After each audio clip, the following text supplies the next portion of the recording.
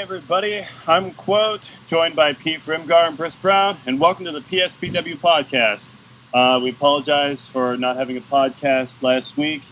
To make up for it, we are going to talk about the atrocity of last week, known as Battleground. Nothing happened last week. I don't know what he's talking about referring to this Battleground. Nothing happened. Well, nothing really happened, but it's still worth discussing, I think. It was bad. It was really, really bad. Honestly, let's just... Because, we have other stuff to talk about, and I would rather just get this out of the way. So, let's see. Real quick. Yeah, let me pull up His Majesty. I have the card up, but I want to get up my things for it too, just because it was just so atrocious. We've had this year has not really been a good year for WWE pay-per-views, but this whole show, I mean. Okay, so right off the bat, we get some weird booking with the pre-show where Aiden English beats Ty Dillinger. That's kind of weird. I kind of like that decision, actually. I mean, neither guy's doing anything right now, and neither guy's gonna be doing anything, so why not give Aiden English just the smallest shred of legitimacy? I suppose, but, he's not really doing anything. Anytime you see Dillinger on screen, they try to make him look really, really good. They'll give him, a tag team win, or strong effort in a tag team, or, the Battle Royal where he was, 1-3. Yeah, they still want him to look good when he's actually on TV. So it was kind of weird for me to see him lose here. But after seeing what Aiden English did this week on SmackDown, it makes a little bit more sense. But the match itself was just kind of average, so just special to it. It was fine. It was probably the third or fourth best match on this show. Looking at my ratings, maybe. I'd say it was the third best match. For me, there's some other ones that are they're probably on par. But now the actual opener to the pay-per-view and the only actual good match on the card for the tag team championships. I thought this was a pretty solid match. This was a very good match. I loved every little bit of this. For a while, for me, it was Uso's New Day match, which is a good formula. They have a good formula for that, so I'm not really going to complain when I see it. But then the finish, I'm hearing a bit of an echo, by the way. The finish was really nice. I really, really enjoyed the finish. That actually it really helped me enjoy the match a lot more, because I was just going to be all right, standard Usos New Day, yada yada yada, and then the sequence for the finish happened. I was like, God damn, that was beautiful. Oh my. Yeah, the finish was cool. Sorry. Yeah, I totally lost my train of thought. God damn it. Somebody tagged me on Discord. The finish was cool. Xavier Woods getting the pin. Xavier Woods getting a pin in 2017. That was pretty fucking wacky. He'll occasionally get a pin, which is fine. But he was the one who got the pin to win the titles. That hasn't happened before. In WWE anyway. So that was really, really cool. I was also very shocked to see that... What was it? Oh, yeah, they actually had the titles change hands without Big E being involved. Without Big E in the match. Yeah. I, for one, thought they were going to lose again. Yeah, I had predicted them. I think I had originally predicted New Day to win the match, but then once I saw that representing the match, I was like, oh no, what have I done? And then they won the match, and I was like, well, you know what? Even though I predicted New Day to win, I did not predict them to win like that. I thought New Day would win, via DQ or something, and then set up the match at SummerSlam with a stipulation where they won. Yeah, that's basically what I covered my tracks in my prediction. I was like, New Day are going to win. I'm not going to tell you how, but New Day are going to win. You made me change my prediction, actually, when I saw it. I was like, oh, yeah, he's right. Fair enough. Well, because that's what I did last time. I called specifically last time, though, I called the New Day winning by either like count out or DQ or something, and that's what happened. But this time I was just like, New Day are going to win. I'm not sure if it's because they actually win the titles or via count out or DQ, but I'm just going with the New Day winning again. And well, I was right. Got my bases covered. Yeah, got the finish kind of sort of wrong, but I don't care. It was a great match. Easily the best thing on the card. Moving on to what is very easily the worst thing on the card. I wouldn't say that because there were also two other shit-stained matches on the card. What do you but consider this was worse than this? No, let's stop it. What do you consider worse than this? the flag match and possibly the main event. The main event wasn't like, bad. Weird. The main event is weird. The main event was the best Punjabi prison match in the history of the world. I mean, yes. The other two had what? Great Khali, The Undertaker, Batista, and Big Show. That's not saying much. I know. Hey, Batista's solid.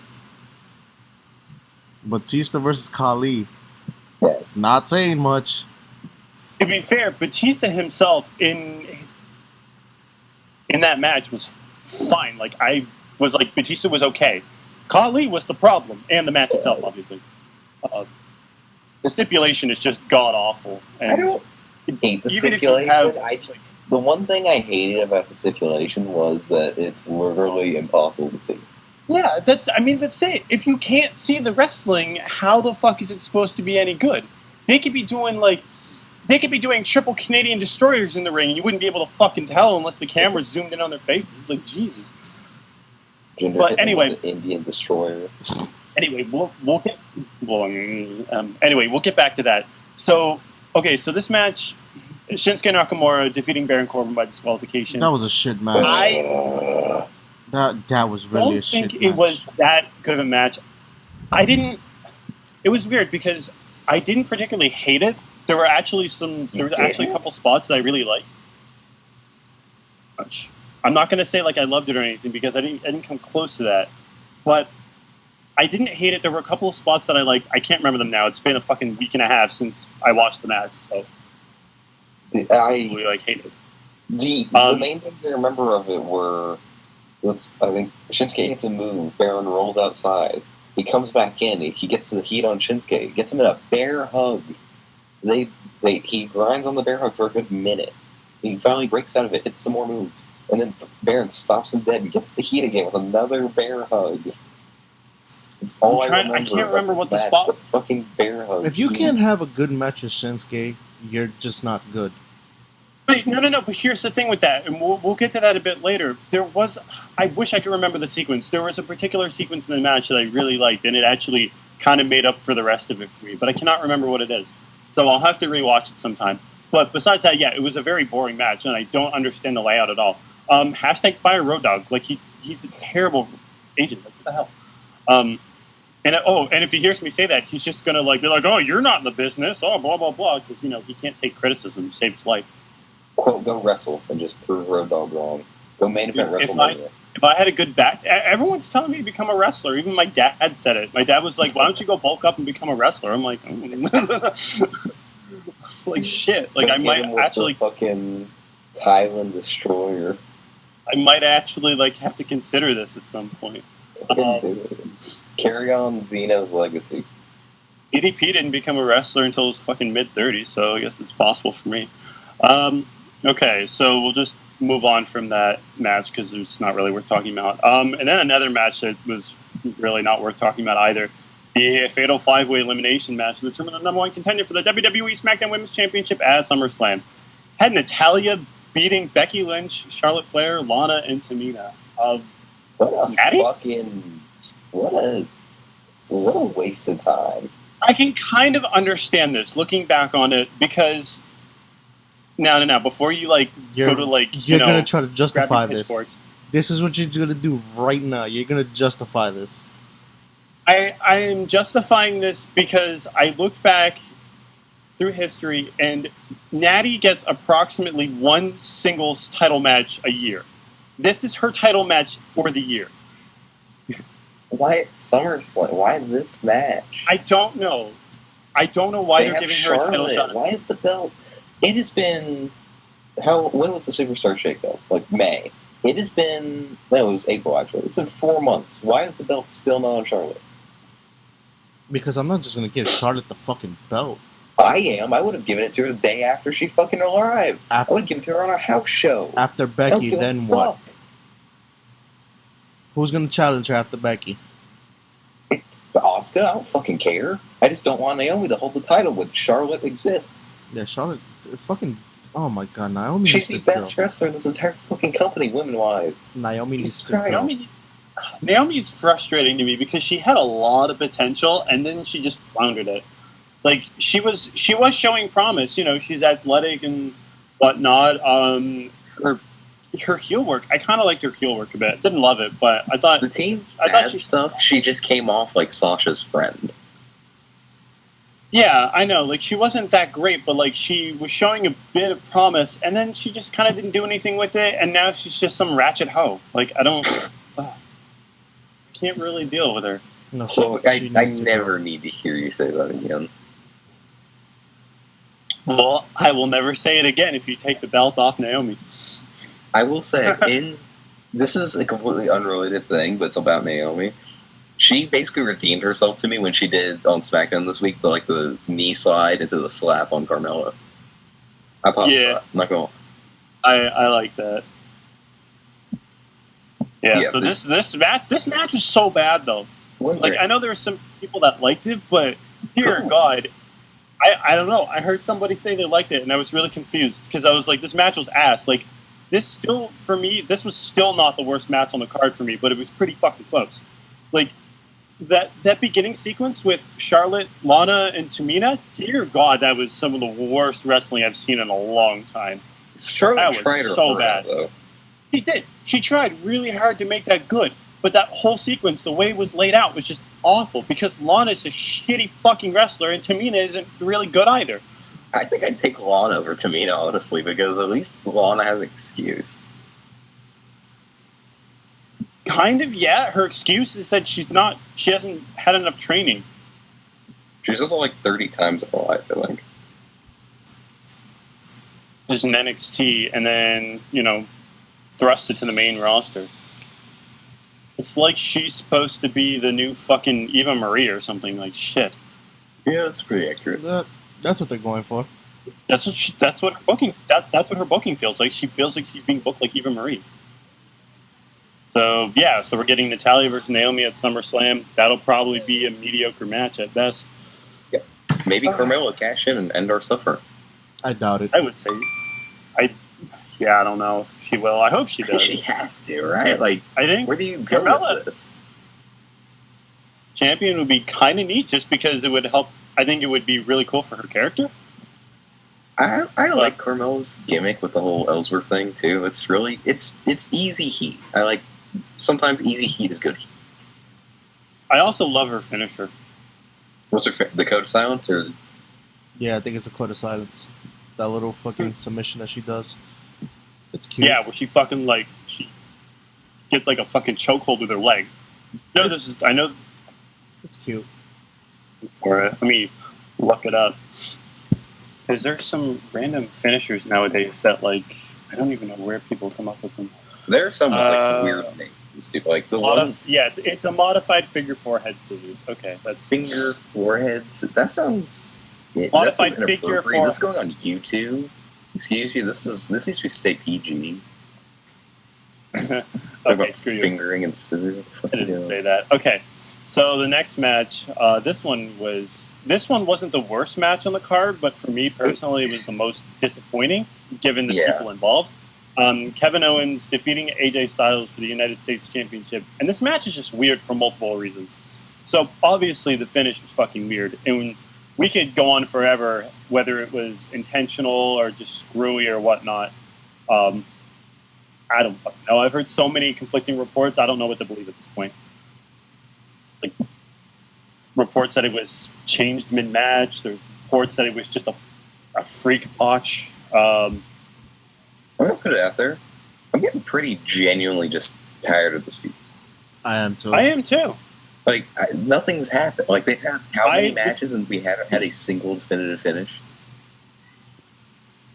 their lot. SmackDown match this week was ending the feud. Like, that was going to be it, and then AJ was going to move on to somebody else, and KO was going to move on to someone else. But nope, it's going to keep fucking going to SummerSlam. Although this will actually end the feud though, because they want to do KO versus Shane.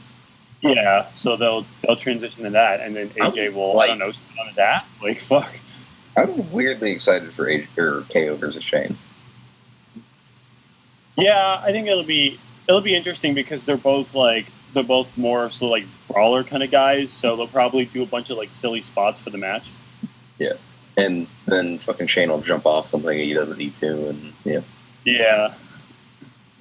kill himself like he does. I just wonder where they do it though, because like Hell in a Cell is the next pay-per-view, I guess, but sure you can't have him jump off Hell in a Cell again. Maybe he'll jump through Hell in a Cell. Yeah. Actually, yeah, that could powerbomb through the cell. That sounds like a good way to break someone's fucking back and or neck, which we'll get to later. Look at Mick Foley. Okay, so Mick almost fucking died. Yeah, he's almost died a lot. That's true. It's a very good point. He's just a sack of flesh and bones at this point. Like, all right. But besides that, the match itself it was laid out horribly. Yeah, it was very like it was just so. Oh God, it's so disjointed. Fire roll. Kevin Owens did the whole "I'm going to do a headlock for the entire heat of the match" thing. Didn't work. Never works. The key tactics in that. So Fire roll, dog. Fire roll, dog. Okay, so this next match is, in my opinion, not only the worst match, but I think personally it was probably the worst match this year so far.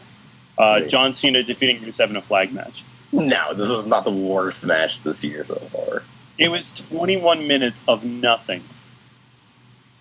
I don't know if there was in the top 10 worst matches this year. Yes, I absolutely would. I can't think of a match that I dislike more. Okay, here's the thing. So, this match were half the time, but I would have just written it off as a bad match and nothing more. But the fact that this was 20 minutes of horseshit is what drove me insane, because it felt like it went for almost an hour. Like, I was looking at the clock and I thought that the match had been like 35, 40 minutes, and then turns out it was 20. Like, there were two matches on this card I liked less than this. I thought this match was just awful. There was nothing redeeming about it. There was barely any actual wrestling in the match. It was just, we'll throw each other around a little bit, and then we're going to spend 15 minutes brawling each other like we both just downed 20 beer. And then some really, really silly spots, like just bullshit, an overly predictable finish, like to the point where it's like, oh, the second Rusev grabs the table, you're like, well, Rusev's losing this match, and he's losing it horribly. I feel like my biggest complaint was how contrived the finish was. Like, oh, there's just tables over here, and he's gonna AA him through them. Woo. Also, for a Patriot, John Cena does not know much about the flag code. Yeah. I was gonna say, like, I'm not very patriotic at all. Like, Canada's cool. I like my country. But if someone were to grab the flag and start stomping on it, I would just be like, oh, okay, that doesn't offend me. But, like, there were a lot of people that were, honestly, I would say justifiably angered by the match just because of how much they disrespected the flag. Like, as a good Southern boy, I was a little annoyed. I'm not gonna lie. It was just kind of like, what the fuck? Okay.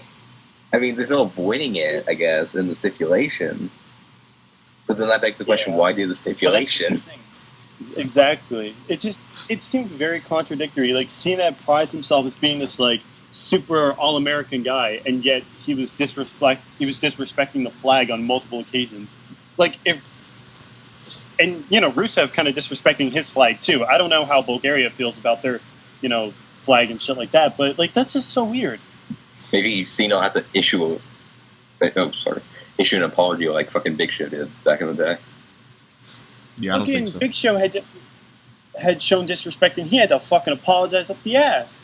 But didn't Jericho do the same thing too with like Brazil? Yeah, and he had to flee the country. I thought he got fired too for that. No, he got suspended, and he Suspended, had to flee the country. But, or they arrested him. So he can disrespect the flag all he wants, and no one's gonna fucking. People will yell at him, but he didn't have to do anything about it. Like, fuck. But this match was just. It was just so boring because I felt like nothing happened, and then. Table spot happened, and then that was the end of the match. Like we all knew Cena was winning. Like, there was no chance in hell they were going to give Rusev that match because Cena had to like get his way back in because he's been gone for so long. Oh, God, it's like they've had like solid encounters before. Well, at least one solid encounter. I just don't understand how they couldn't muster that up again. You know why? It's a stupid fucking stipulation.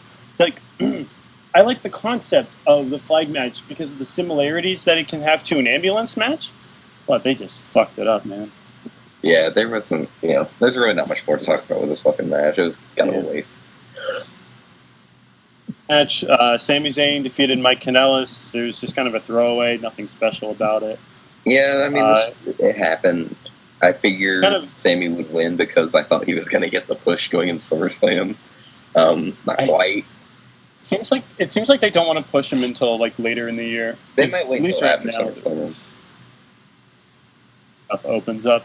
Kind of feel bad for Mike though. I thought they were going to treat him a little bit better, like give him a couple of like solid wins here and there. But he's just been losing a lot. He doesn't need to win a lot with his gimmick. That's true. It actually benefits him to lose early because then people will take him as a joke, and then when the gimmick starts getting more serious and he starts getting some wins, it'll be real heely, and Maria's saving his ass and shit. That's true. Peef being a better booker than fucking Road Dogg over there. People are real mad at Road Dogg. It's like Road Dogg is a shit booker. Well, he's not good at it. When shit like this, like the Fire Road Dogg thing, and like the Fire JBL thing. Well, hear me out. When shit like this comes up, I'm always like, we could, but why? Because we don't really know. As far as we know, like he could have only booked the best parts of the show, and then had like who else writes it? Jimmy Jacobs write the rest of the show that we all hated, but we don't know. But we heard a name, so we just hate the one guy. Well, here's my defense for that. My main argument to that is the fact that Road Dogg's behavior towards all of his criticism is very indicative of him being more than responsible for it. Because he could just as easily say, I wasn't responsible for most of that show. Like, he could fucking lie about it and just say that he had nothing to do with it, and people would have their different opinions. But the fact that he's getting super defensive about all of it, is it's very much a tell that he is responsible for most of this. Fair, but he's not going to bury his fucking writing team at the same time, though. He's not going to be like, oh, this fucking asshole over here wrote it. Fuck him, right? He could just pull up Vince Russo and say that some other guy did it. That's all he has to do. Pulling up Vince Russo. That's historically not worked out for many writers, namely Vince Russo. Fuck Vince Russo. Here, fire Vince Russo. That's what this is. That's the lesson we've learned here. Yeah, fire Russo from the job he doesn't have. Okay. He's the booker for what's that shitty Canadian Colorado indie called? You're gonna take that call? Called your country shitty. See, all I ever see Vince Russo do is talk about random shit while being high as a fucking kite. All right. He does. So, I mean, that's the dream, isn't it? Can't blame him. Yeah, that was my dream for a while. All right, so the main events of this god-awful pay-per-view.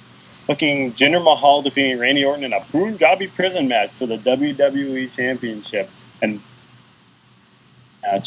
it was a match. This match was a trip from start to finish. If there's one thing you can't say about this match, you can't say that they didn't fucking try and do something. Oh, they tried. They went out there, they had their fucking match, And they threw as much shit in as they could, and it was honestly good TV. I didn't not enjoy it. That's the thing. Like, it looked awful for some of it, but like I wasn't not entertained. Like, I was entertained by a decent amount of it. More so the second half than the first half. I was actually pretty bored from the first half of the match. And then that's just how those matches are. There's like, you always have to get through the 4 awful door spots. Yeah, I don't know why they do that. Nobody's ever gone through one of those doors. No, never.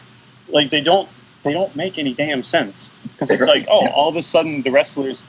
It's like the wrestlers are running around doing all these, like, moves, and then all of a sudden the door opens, and the wrestlers become paralyzed. Like, it's like the second the door opens up, like, they just feel like a shaking feeling in their legs, and they just collapse to the ground or something. It's because they know they're trapped in a Punjabi prison. Yeah, the door is a facade. Actually, kind of like the second half of the match. I didn't love it, but I kind of liked some of the stuff. I liked just, the Singh brothers getting the shit beat out of them again. Poor guys. I will never get tired of that. Like, Never. That is the one thing that has consistently entertained me about SmackDown pay-per-views, is seeing those 2 stupid little fucks getting the shit beat out of them. It's great. Really Great carrying the Singh brothers here. I mean, they're just dirty little sidekicks. Like, wow. At best. Why are they dirty? Because they're heels.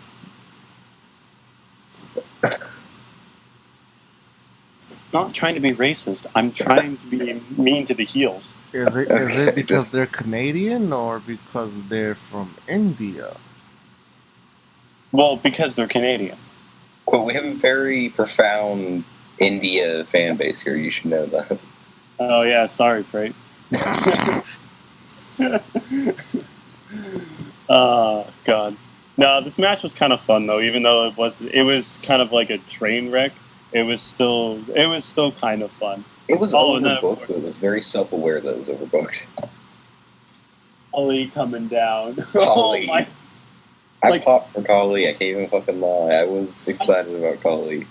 When I heard Jinder's theme going off, I'm like, is this a botch? Like, did they just fuck this up royally? And then I see the Great Kali walk down. I'm just like, oh, fuck off. Like, fuck right off. I was pretty fucking happy about Kali. At least it was a one-off.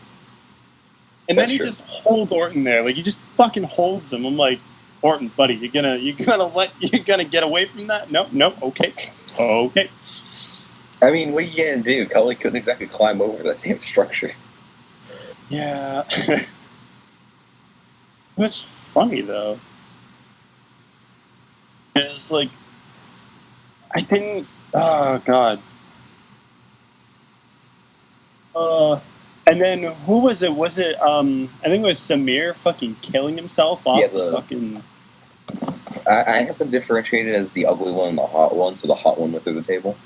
Yeah, I think, Sunil is the ugly one, I think, and Samir is the hot one. Are they not twins? Samir fucking killing himself again. Is it Samir that's constantly killing himself, or is it Sunil?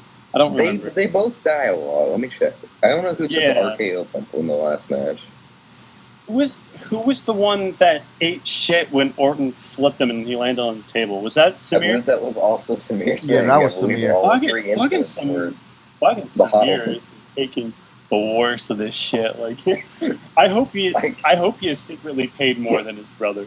I googled Samir Singh, and it's just a lot of, I don't want to say generic pictures of Indian people, but it's generic pictures of Indian people. That's the same thing I got when I tried to Google. Samir Singh is the hot one. Yeah, I know that Samir's the hot one. I just couldn't remember if he was the one that was eating shit half the time. Like, the way that I imagine it is just like after every match where they get murdered, they both walk. Sunil, he just kind of walks it off, and like Vince walks up to Samir and just like slips a bit of extra cash in his pocket. Is like, thanks, buddy. thanks for dying. Yeah, just slips a couple $1,000 in his pocket. It's just like, have a good night, man. Okay, Samir Singh was the one that took the RKO bump at Money in the Bank through the table. Let me see which one he almost killed with the backdrop. No, not this. Y'all can carry on while I try and find this. But this match, I don't like in terms of like actual wrestling. It was very, very average, almost bad, I would say, because of the door spots. But yeah, it's whatever. We're probably never going to have a Punjabi prison match again. If I had to rate this match, I would probably give it like. I'd probably give it 3 stars. I enjoyed it. It was goofy. The Bret Hart in me wants goofy. The Bret Hart in me wants to give it a 4 out of 10, which I will, but you know, there's a reason that says I hate everything. I'll rewatch this match. I'll giggle. I mean, I was giggling while I was watching it, so. And then he says I hate everything. Also, it was also the backdrop bump was also Samir Singh, so he's the one that dies a lot. Okay. Samir, we respect the fact that you put your body on the line for your boy Jinder. As he should. Some modern day Maharaja. Yes, that's fucking right. Okay, so that was Battleground. Overall, it was pretty shitty, but they've been trying to make up for it. So, I guess since we're still on the SmackDown, we might as well go ahead. Let me go ahead and shove your shit down your throats. Let me talk about the fucking SummerSlam main event. Let me talk about not Jinder Mahal versus Cena. Let me talk about Jinder Mahal not beating Cena clean, and let me talk about fucking John Cena not getting number 17 off of Jinder Mahal. Because it's not happening. Okay. I told you, you shits. You thought Sami Zayn was gonna beat him at fucking SummerSlam. I will go fucking pool. Not any better. You know what? We were close. You know what? Hold on. Give me 1 second. You guys can continue talking. I'm gonna find this shit. At least with our situation, we were pretty fucking close. Like, listen. Cinder was very much a possibility until like very recently. I said I think Sami Zayn. I never said with certainty. I said that you said it with the utmost confidence. We laughed at you, and you were like, "Look, it could happen." And then Baron Corbin is going to cash it in, and then we have the feud from there. Did you not say that? Here's what I said. No, fuck you. Fuck off. What I said fuck off. Was it... fuck what off. I said, fuck you, dude. Fuck Let me off. get this in. I said it's not going to be Cena. I said it's probably going to be Sammy. But you know what? They could do AJ versus Jinder if he was the US belt. And they could do Baron versus Jinder. No, I didn't say Baron, sorry. And they could do Shinsuke versus Jinder. But you know what you said, Bhris? And you know how I know I'm right? Because you said, no, he's feuding with Baron. Listen, I didn't think they were going to have that much of a shit match at Battleground. Excuse me. Listen, I may have not been right about Sammy. You were far less right about fucking Cena winning number 17. It's gonna happen. Not off Jinder. It's gonna happen at Mania, probably off Roman. It's gonna be off Jinder. If it's off Jinder, fucking come to Tennessee and shoot me in the brain because I won't live anymore. He's not even gonna hold the title through SummerSlam, Bhris. How the fuck is it gonna be Jinder? Yeah. Yes, he is. Yeah, they're not giving Shinsuke the fucking... Cena's moving to Raw, I'm pretty sure. Cena's probably moving to Raw, so even if Jinder does, by some miracle, win the title still, Cena won't be there. Cena's not booked for anything after any SmackDown dates after SummerSlam, I'm pretty sure. Is he even booked for he's only booked for Raw. Not yet. Because Bumblebee starts filming like next week. Yeah, I don't think he'll be on the SummerSlam card. I think he'll be on it, but just like as a quick one-off. Like a appearance, he wouldn't. There's no room for him on the SummerSlam card. As weird as it sounds. I mean, they could bump him for fucking Cena. I mean, they could. Yeah, I mean, it's Cena. They could miss the. They could do fucking Cena Corbin if they wanted to. I don't know. They could do that. And they kind of teased it on the dark match after SmackDown too. You put him through a table with the AA. Yeah. After breaking his neck, he healed in 5 fucking minutes from breaking his neck. Listen, we all accepted the fact that John Cena's not human. Fucking Superman. He's not fucking human. He's fucking Wolverine or something, dude. It's absurd. Yeah, he's not actually. He got dropped on his fucking neck, and he was just like, "Oh, that's okay. My neck was there." He just shook it off. Yeah. I wasn't using that anyways. Shinsuke apologized to him, and he's like, "You don't gotta say sorry." Shinsuke's like one of the fucking most fuck you guys in wrestling when it comes to hitting people too hard. He was like, "Oh, sorry, I almost killed you." And people are like, people are comparing it to like... It's because it's John Cena. Well, that's true. People are comparing it to like New Japan bumps too. Like, oh, this happens every day in New Japan. But this is New Japan. The fucking size of John Cena. Yeah. Not one of also, the thing you'd have to consider is even if Nakamura did fuck somebody up in New Japan, he, at least when he was there, he had like such great job security that he would never fall anywhere from the top. Like he would always be in that top cloud. He would always be one of the aces. But in WWE, it's a whole new environment. You know, there's all sorts of different people that could easily fuck him over and destroy his American credibility. But Cena's like, no, I like this guy. He's really good. Cena just buried Nakamura now. Yeah, he could. If he could have fucking buried the shit out of him. But he was like, no, that's not the right thing to do. This dude's really good. So his neck is not actually made of human flesh and bone. It's some weird, like, titanium mix. I don't know. Dude's a fucking freak. Power to him. Yeah, anytime he gets, like, actually injured, I'm just like, how? You know, I was actually convinced that Cena was going to win this match. I didn't know what to think. I figured Nakamura would win, or I figured that it would be a false finish. Cena wouldn't cross my mind after the... when he tried to do the roll through AA that he did versus AJ, I was like, oh, okay, he's actually going to win. That's weird. And then I would have had to eat my shit because y'all would have been right, but that's not what happened. And that kind of surprised me. I was split when I heard the match was originally happening. Like, I didn't really have a prediction for it. But then once I heard that Cena wasn't going to be doing any more SmackDown shows, I'm like, oh, Nakamura's winning 100%. I didn't hear that report, so I had no idea. Yeah, I didn't see that till after SmackDown. I think looking at they had betting odds for the match too. Which is really they did. And I think the betting odds were slightly in Nakamura's favor. At first, they were at Cena's favor, and then day of the show, it switched to Nakamura. Yeah, once Cena's schedule was revealed, then the betting odds shifted to Nakamura.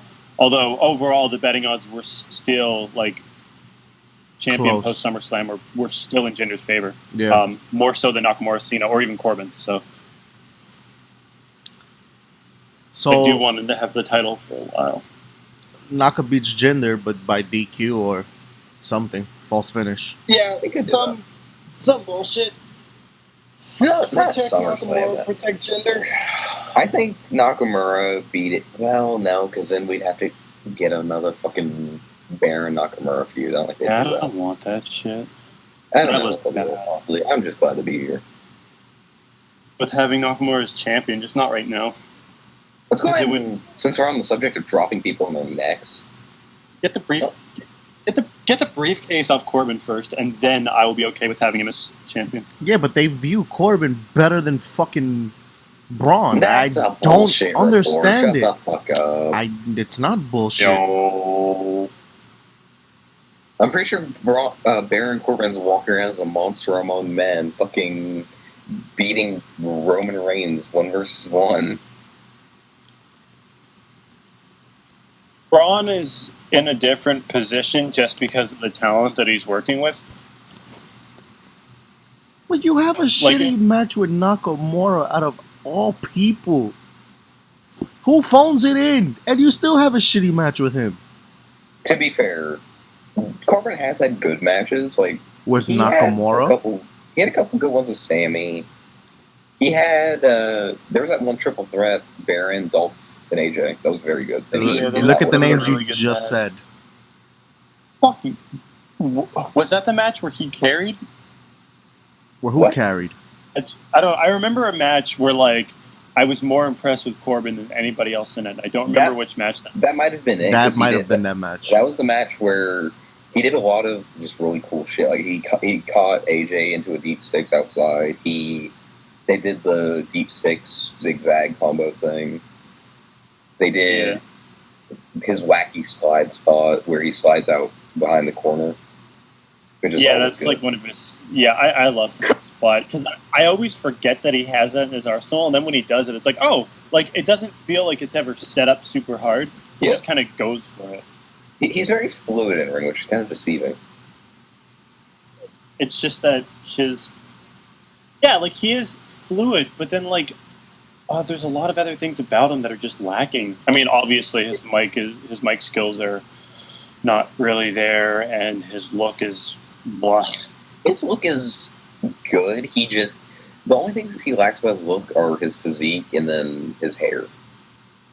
Listen, my sister has better mic skills than fucking Baron Corbin, and she's 14. I've never hated a Baron Corbin promo. I just don't really care for him. I've never been impressed particularly, but I've never found him like offensive. He sounds like he's reading off a script. He sounds like Roman when he first started off. It's fake. Of course he's reading off a script. No, but I mean like how Roman sounded before. Like you mean how Roman still sounds? I didn't want to say still sounds and get killed. Roman sounds a bit more natural now, but like not in the way that fits him. The thing is, with Roman, they've more or less learned he doesn't need to talk so much. He has his moments where he talks, but like they make it pretty choosy now. Like, 2 weeks? 2 weeks ago was really like his first long promo in a while, and it was good still too with like Joe, Paul Heyman, and him. Like, he didn't carry them up. It makes sense, but it's so weird Brock said Roman is. It's just weird to me that Roman is like the worst talker of that feud. It's so weird to me. Like, Joe is fine, but like it's weird that like a new guy like Strowman and Lesnar are both better talkers than Roman. I just find it hilarious. Say Strowman's generally better than Roman. He has different promos. You can't really compare them because all he has to say is like one sentence that's basically just a variation of "I'm going to kill you." That's very different. I could do that. I still enjoy Braun's promos better than Roman's. Oh yeah, I agree, but it's different material is my point. Yeah, that's true, but like if you gave Braun Strowman a "It's My Yard" promo, it'd probably be much worse than Roman's delivery of it. I highly doubt it. I'd be very interested to hear Braun Strowman cut a Roman Reigns promo. The Suffering Succotash promo in particular. No, I don't know. Nobody wants to hear that. I do. Oh, it doesn't matter because we all know Joe's the best thing in that feud anyway. I mean, did Brock Lesnar just suddenly die or something? Like, am I missing something? What did you say? Brock Lesnar is the only person that's not going to win. Any of the other three could easily win. Yeah, I know Brock's not winning. He has to go get ready for a UFC fight in December. Get his ass kicked by Josh.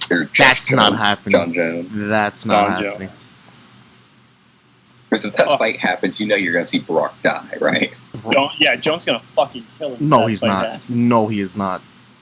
It's gonna be like the CM Punk fight, dude. Excuse me, you guys want to put money on this fight? I would put money that John Jones destroys Brock Lesnar in the middle of the fucking octagon. That'd be I don't even want to see that shit. That'd be brutal. All right. I would put more money on McGregor beating Mayweather than I put on Brock Lesnar beating John Jones. Holy shit, that's a fucking. All right, we'll see. Come December, we'll see. No, I think Brock will put up a better fight against Jones than McGregor would against Mayweather, but like it's still going to be fucked. If Brock gets John Jones on the floor, it's over.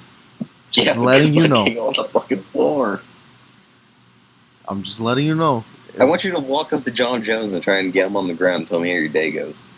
Yeah. It's Brock Lesnar. Are you serious? That man has 40 pounds over him. It's not that hard. Well, one of them will have to bulk up, or one of them will have to slim down for the fucking fight. Brock Lesnar doesn't have to slim down. John Jones has to bulk up. He has to move up to heavyweight. to have this fight. That's what we're doing. Yeah, could be quite a. He'd have to bulk up quite a bit, though, wouldn't he? Yeah, it would be. I don't know what John Jones has built. That actually, let me check. Let me see. It says here he's 205. Okay, so he's a cruiserweight. Yeah. Yeah, he's a WWE cruiserweight. Oh, yeah, he has to bulk up to 245. Jesus. That's a pretty significant fucking leap. He would still kill Brock, though. He's not killing Brock. Well, we were talking about people dying real quick. Let me go ahead and get heated about this G1 thing. I was going to say, are we talking about Samir again? No. I'm going to talk about fucking the G1. I'm not the most avid New Japan watcher, mind you. I'm a busy man. We'll go into more detail about the G1 after it finishes, because right now I haven't had time to watch much of it. I just kind of catch the finishes and stuff. But I came across the finish of the main event last night, and for some reason I'm the only person mad about this. But, okay. Kenny Omega versus Evil happens. And Kenny Omega goes for his knee, and he hits it, and he legit knocks out Evil. His head stays on the rope. It's brutal. He's unconscious. It's very clear that he's legitimately unconscious.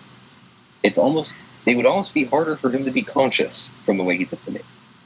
Kenny then proceeds to try and pin him, but yet he doesn't really commit to it, and him and the ref don't coordinate anything.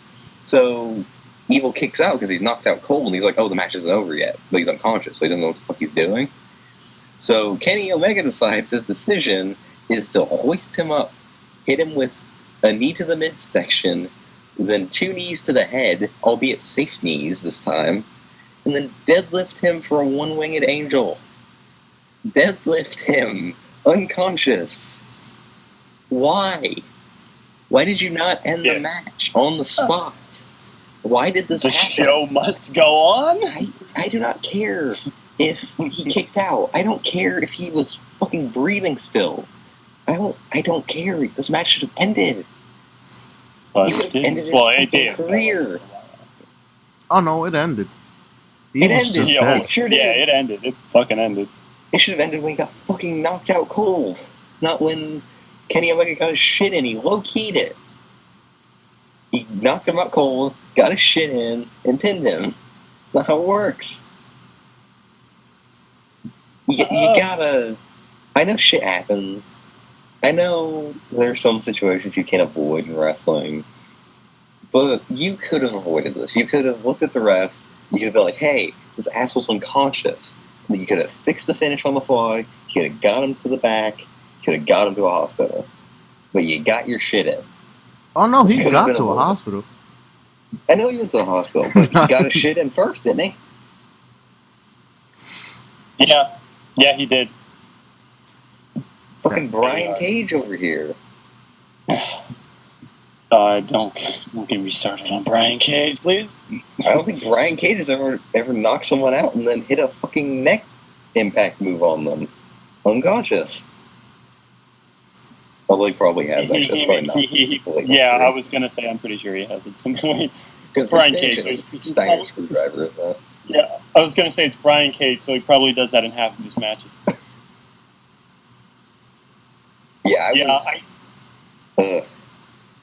How they handled that match was really just sloppy and unprofessional. Yeah, I don't blame Kenny exclusively. It is his fault. He should have known better than to hit moves on a guy who's unconscious. Yeah. With the ref, I guess it was Red Shoes. He also should have recognized the situation and been like, okay, this match is over. Let's not kill a guy. Yeah, I was not thrilled when I saw this. Yeah, I wasn't happy with that finish. And the match itself, I haven't watched the match yet because I've been kind of taking a break just so I can catch up on stuff later on. But from what I read, the match wasn't even that great either. Like, it was, like, very average. No, from what I heard, by all accounts, the match was very good. they just, I feel like they tried too much. Like, there's also a spot earlier in the match where Evil hit his STO through a table, but he kind of fucked it up. So instead of putting himself and Kenny through the table, he put himself through the table, had all the shards of New Japan table go into his face, and then he fucking had Kenny land on him. Oh, that's not good. So I think that's actually part of why he went to the hospital, because like a piece of table cut his eye. I could be wrong on that. Don't quote me. Also, fucking I lost my point. God damn it. Sorry. Oh yeah. No, sorry. I remembered. Can somebody please get New Japan in contact with a new table provider? Their tables suck. They really do. They're small, style they hard. They're really bad. They don't. They're too small for most things, and they don't look pleasant to go through. I don't know. It's supposed to look pleasant to go through, but like I know this is fake, but that still looks like it sucks kind of way. Yeah, they don't really look like they're meant for table spots at all. They probably aren't, They might not really. be.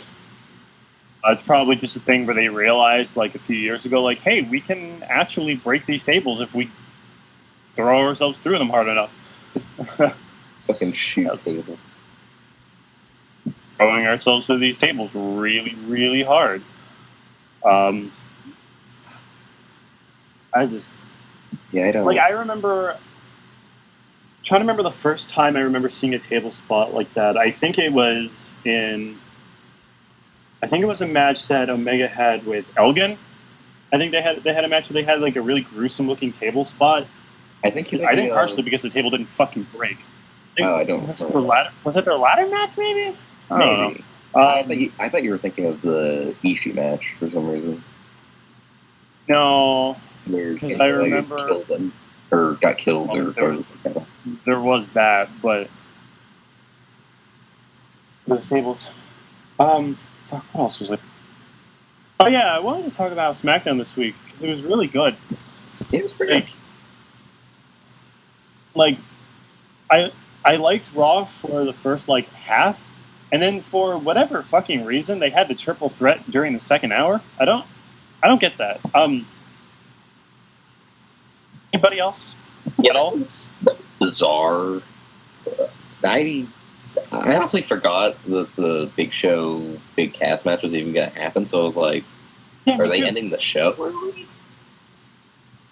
Like, my first impression, actually, like, I got kind of excited because I was like, is this match going to go for like an hour? Like, I got really excited. You thought they were going to go for an hour? Did you see how sweaty they got? They would have died.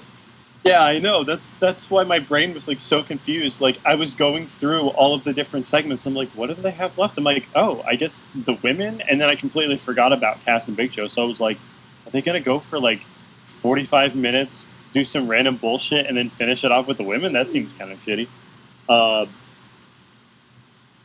The match, I think, was like something like 15 minutes or whatever. I don't know. It wasn't that long. It was like decent length for TV. A long TV. So then I was like kind of thinking, I'm like, okay, what's happening here? Well, it was proper for a triple threat. I'm thinking, like, what the fuck is happening in this last hour? And God, that last hour completely. Yeah, the third hour jumped off a cliff. I don't know why they did it like that. It was one of those classic examples of the third hour just being really shitty. But it wouldn't have been shitty had the triple threat been the main event, which it should have been. I don't know why. Like, they were even building it up over the course of the show, like it was supposed to be this big, super important match, which it, kind of had the feeling of, and then they just do it like halfway through the show. I'm like, I don't understand that. Like, I did find that very strange. I'm with you. Like, it'd be like in a movie or something, or like a book or whatever, if like the main villain is like dead halfway through, and it's just like, well, now we're gonna sit here and just kind of talk about life, and then maybe we'll go walk down the street or something, and then we'll end the story that way. Like, I don't fucking get it. Also, Cass has another new theme now. Yeah, this might. Did they start paying CFO? Like, his themes are getting progressively worse. It's very funny. Although I say that, but at the same time, the the addition of Seth's theme was actually pretty cool.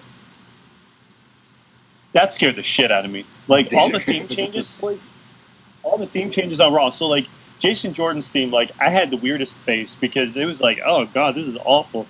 What are these noises? Like, please go away. And then it, like, becomes sort of okay. It was like, that's the thing I'm noticing is that, like, trying to be halfway Kurt Angle's theme, but also not. Yeah, it was like halfway between Kurt Angle and American Alpha, and it was just a clusterfuck. Yeah.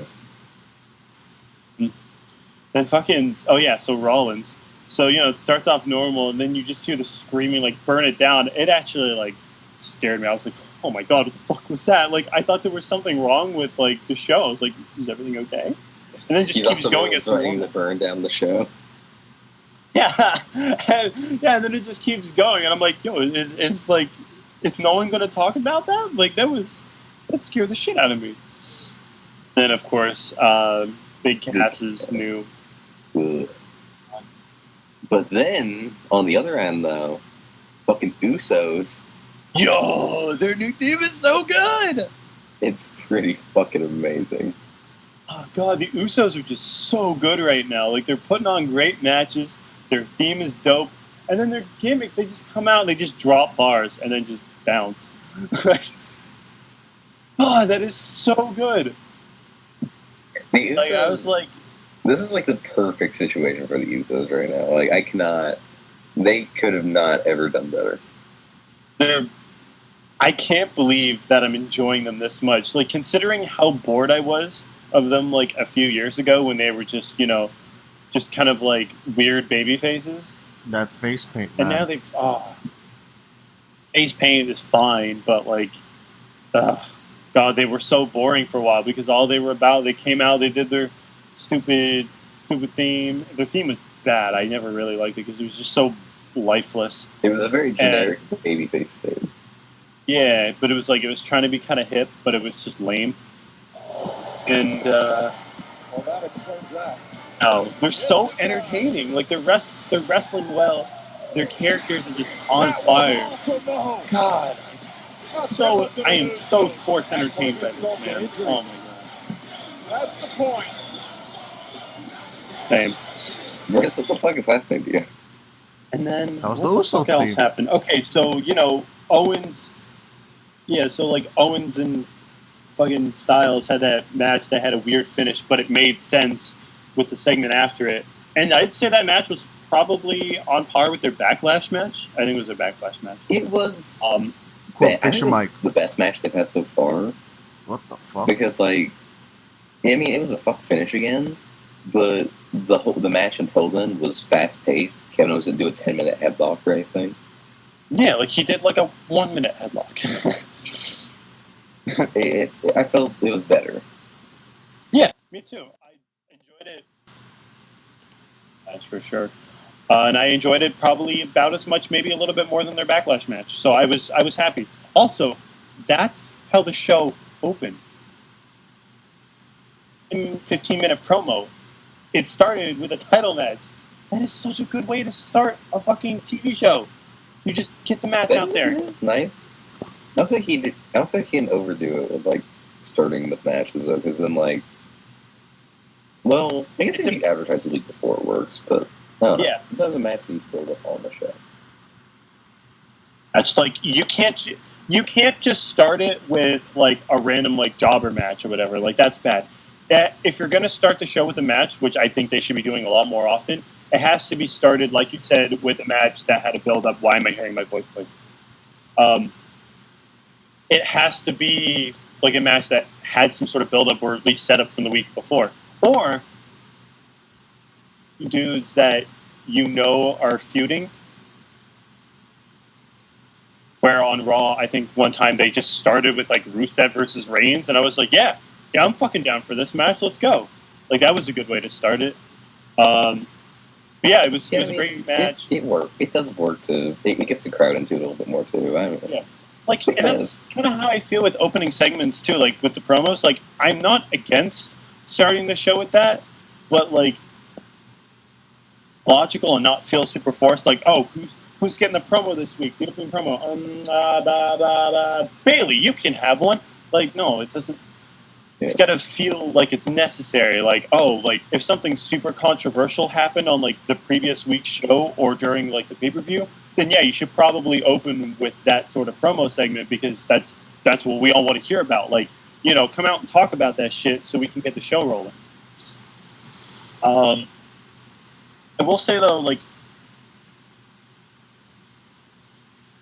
of SmackDown was Rusev versus Gable. Like, it was just a fucking wrestling match. That was just some good old fucking wrestling for no reason. There was no feud. There was no build. It was just two men who wrestled. I was so captivated, and I never used the word captivated in wrestling. Like, masterpiece of a match. But, like, I'm watching it, I'm like, this is really good wrestling. And when Gable goes for the, what was it? He had, like, the belly-to-belly, I think it was. And he got him up and he did another one. I was just like, I popped. I was really fucking impressed with that spot. Oh god! If this is what Gable is going to be doing going forward, I want all of this. Like, I'm 100% behind this push. If this is what's happening, make Gable's gimmick losing, but looking fucking awesome in the process. Yeah, that works. Yeah, like. He's had a good match. He had a good match with AJ, which obviously is not hard to do. But like, you know, then he had like just as good of a match with Rusev, and I'm like, boy, come on, like, you're impressing me here. What are you doing? Like, Jason Jordan is the one over here on Raw having the big push, and you're the one that's looking like the better half. Like, God. Yeah. I mean, Jason Jordan's also very talented. Like, oh yeah, he is. I'm not trying to knock him at all. I'm very interested to see how this Miz thing goes. I don't know how this is going to go, because like his segment on Raw, I wasn't really a fan of it. So Jason Jordan's just going to take the title from The Miz. What's so hard to see here? I mean, it's not hard to see. I know how it's literally going to go. I know how the booking's going to go. I mean, like, how's it going to play out? Is it going to be good TV? Yeah. I mean, somebody's got to take the title off The Miz. How's he supposed to win the IC title if he already has it? How is he supposed to break Jericho's record? I really liked the promo Jordan had on Raw. Thought it was okay. Even though I did feel it was very fucking weird that they immediately made him Roman Reigns. Yeah. Like, the whole, I mean, some of them are gonna boo me thing. Like, that was like, okay, you just started this. What are you doing? Yeah. You know, sticking to it. But I mean, he got a good, I wouldn't say. He got a fine promo. He got the crowd to pop a little bit. I mean, it worked. I heard Brian Zane talking about this segment, and he brought up a really good point that Jason Jordan, he needs to show more intensity. You know, if he's going to be Kurt Angle's son, he's got to follow the 3 eyes on the dot. Yeah, and he's not really showing the intensity. And it'd be really cool if they had a segment where like Kurt actually sits him down. And he's like, "Look, son, like I know you're a good wrestler and all this, but like you gotta show more intensity." And I think if he does that, like I'll be very impressed with him, because like he'll show that intensity during his matches, but he's not showing it during his promos. And I would like to see that. I want to see more well-rounded intensity. If we get that, like I'm totally down for this push. But right now, I'm on the fence. Like I'm down for it, obviously. In kayfabe defense of that, why would he be intense right now? He hasn't really had any competition yet. This Miz thing is probably what's going to bring that out. Like, he started getting a little into it with Miz. He was like, "Hey, don't talk about fucking dad, asshole." And then he hit belly-to-belly him into his 2 goons. That's fair. I guess he hasn't really had a reason to be intense yet, but it's still something I want to see from him going forward. Right. And hopefully it ends up with him actually like looking like a super credible threat and not just another white meat babyface. Because I don't want him to be some like white meat babyface, because so many of those, and they're so boring. In between. I've said this before. I'll say it again until the end of fucking time. Being a great wrestler in kayfabe is not a babyface gimmick. Not. It makes you look like you're better than everyone else, and that's inherently not a face quality. If he ends up going heel from it, like I'm not against that. Work, I think, Maybe. Well, I don't know. The thing is, with being a babyface, like, you have to be, like, super endearing. Like, you have to be in a position where people want to get behind you because you have some sort of charm or charisma to you, and he doesn't really have that. Like, he's got, like, his own kind of charm, but not like, oh yeah, you're the sort of babyface I can get behind. It's just you're kind of a bland babyface that I don't want to get behind. But if he shows some attitude, I'd be down. I think he's got a good charm to him to be a babyface. A bit. It's more a matter of, like, can he get if he can get the crowd behind him, I think he's gold. You got to be able to stand out. That's the big thing. Like, he's kind of just in the crowd right now. Obviously, you know, the spotlight's on him because of the whole angle thing, but to be able to distinguish himself, which hopefully, you know, I don't want to, like, make it sound like I'm super critical of him right now, because this is, like, the beginning of his singles push, so there's not really much I should be saying here. But, you know, like I said, in the coming weeks, I would like for his character to go, like, great development. Otherwise, I don't know. I am going to keep my eye on Gable, though, because my boy Gable, oh boy. Gable was very good. I feel like, I mean, have they ever given Jordan, like, a good one-on-one opponent, to be fair? Besides the Usos? No. When did he fight the Usos one-on-one? I mean, he fought one of the Usos. Yeah, fair enough. I don't know if I'd count the Usos, because I'm never impressed with a Uso one-on-one match. Even though, if there's one man that could go toe-to-toe with AJ Styles in the ring, it is Jey Uso. Why not Jimmy Uso? I don't know. But I don't know if I count the Usos in, like, great singles workers. They're a otherworldly tag team because they, like, share a brain. But I've never been wowed by a singles match. They're better together than apart, for sure. Also, I can never really tell them apart when they are apart. So I can kind of tell them apart. One's married to Naomi, and the other one is just there. Hoodie Uso and Sweatshirt Uso, or Hoodie Uso and Tank Top Uso. I mean, it doesn't change the fact that they have the same face. Like, it was like a different, like.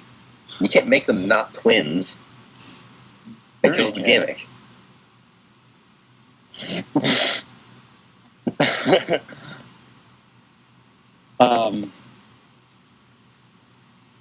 Like, one was married and one wasn't, but they're both married now, so it's confusing.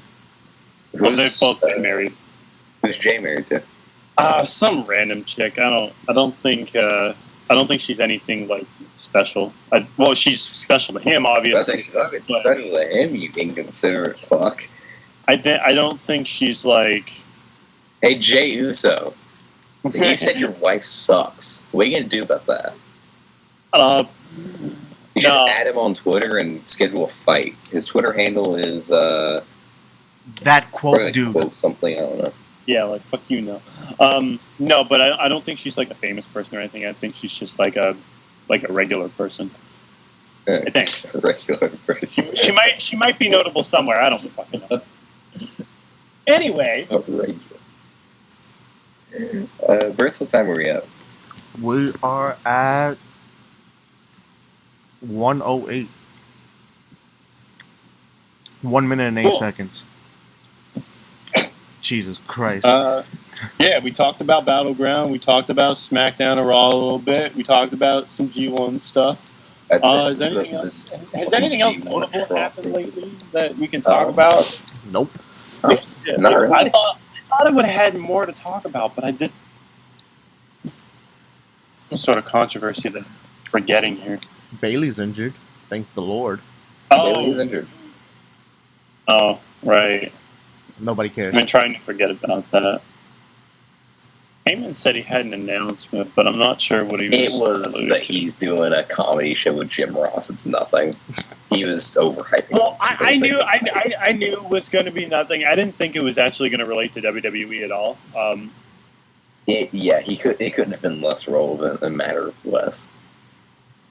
I'm down with Paul Heyman doing a comedy show. Like, that's what I assumed it was going to be, like, a side project for him. So I was kind of curious because, whenever Paul Heyman says that he's got, like, some other cool project going, I'm interested. And the idea of him doing a comedy show, I might search it out because he can be funny sometimes. Kyle O'Reilly debuted tonight. Nobody cares. He beat against Aleister Black. Great match. I've heard it's good. I haven't gone on my way to watch it yet. Paul Heyman is reportedly pushing for Brock to drop the title to Samoa Joe at SummerSlam. Thoughts?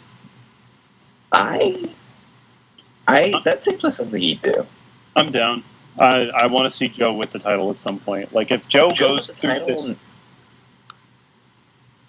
My thing is that was the time, I think. If Joe goes through all of this and somehow does not come out as champion, like, at some point in time, like...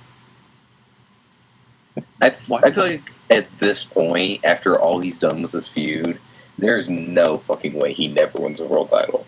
It's like the AJ Styles thing.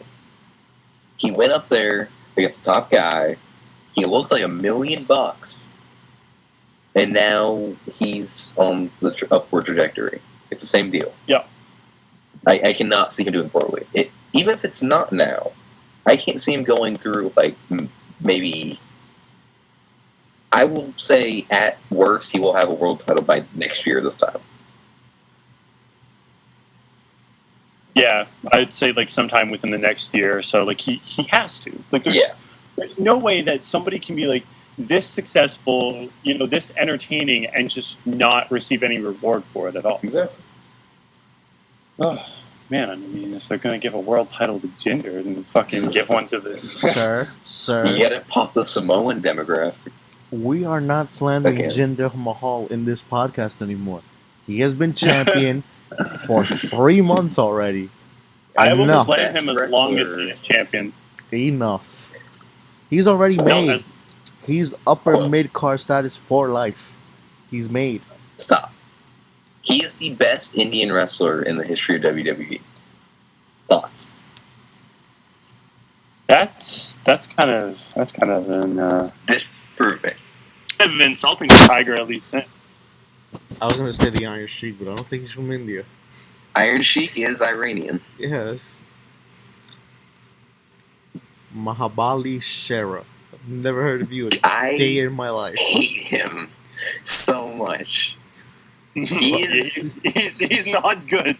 Don't get it twisted. He is. Good. Wait, why is he under WWE? He's not. He's in GFW. I literally googled GFW.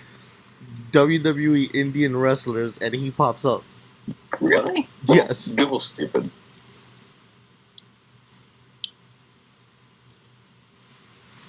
Yeah, I mean... Mahabali Shera is not good. Yeah, he's signed by GFW. So I don't know. Imagine everything bad people say about Jinder. Imagine if it was all true.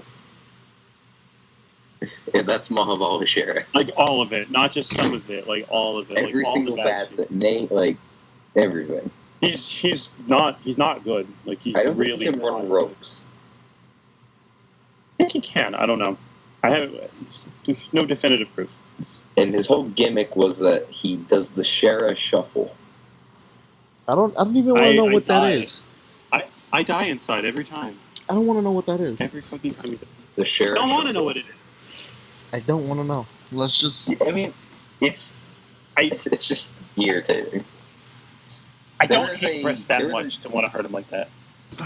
I'm gonna go ahead and tell him what there was. No, just a little wacky dance where thank you. His arms are crossed, kind of dances, and there was a match. There was like a battle royal to be #1 contender for something, and everybody in the match stopped dead to do this wacky fucking dance. It was the stupidest thing. That, unfortunately, I don't know.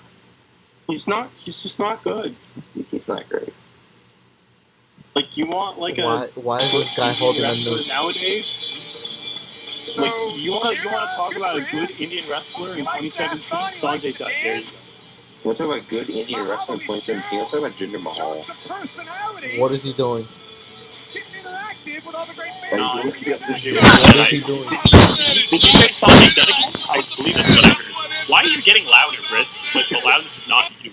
He looked up Share a shuffle. What is he doing? Oh no. What is he doing? What is this racist stereotype? You're not wrong. All he has. That's all he has going for him. Well, he's got some muscles, but he is ripped to fucking shreds. All he has. There's this guy in a ring with a noose, and he's just here dancing. What's going on? I'm confused. It's just Bray Wyatt Jr. over here. Oh my god. This is actually happening. I just don't. Taking over what? What is this taking over? God, TNA is so shit. And on that note, yeah, I'm ending this. I'm disgusted. I'm sorry that Indians can't be great wrestlers in America. Except Jinder Mahal. Why can't Indians be great wrestlers, quote? Because they get slapped with awful gimmicks. Except because of the fact Jinder Mahal. What is awful about Jinder Mahal's gimmick? Nothing. Quote, you just don't like him because of the color of his skin and the way he talks. I mean, I will admit that I despise the way he talks because it sounds like he's slowly losing his voice from laryngitis. Oh, how dare you disrespect the Maharaja himself? He's a fucking roided up piece of bacon. How is he different from anybody else in the fucking roster? Listen, you just can't hear him in his native language of Punjabi. You don't know what he says in his native language of Punjabi. He speaks Hindi as well. Why is he not trying to appeal to a larger crowd? Yeah, Punjabi. That's just not even the most common language in India. To be fair, if you're gonna speak, fucking speak Hindi, like Jesus. In his defense, Punjabi is a fucking cool sounding language. It is. It is a cool language. It makes him sound like the boss at the end of a fucking video game. Yeah. Except for when his voice cracks, because he has a really weird voice sometimes. Yeah, when his voice cracks, he just completely takes me out of it. Like, he'll start trying to sound serious, and I'm just like, nope, I'm out of it. You ruined it, Jinder. You ruined it. What the fuck is he doing? He's probably watching more of the Share a Shake or whatever. He's probably, like, clicking for him. Shh. He is speaking in his native tongue of Punjabi. Oh God! Stop! All right, that's it. The show's done. This week because whatever. Who cares? I'm quote Jinder sucks and I'm gone. Quote is gonna go fuck his maid right now. That's why he wants to end it early. And as always, fuck the Young Bucks. Fuck off. Fuck the revival. Fuck the Young Bucks. Forever the revival.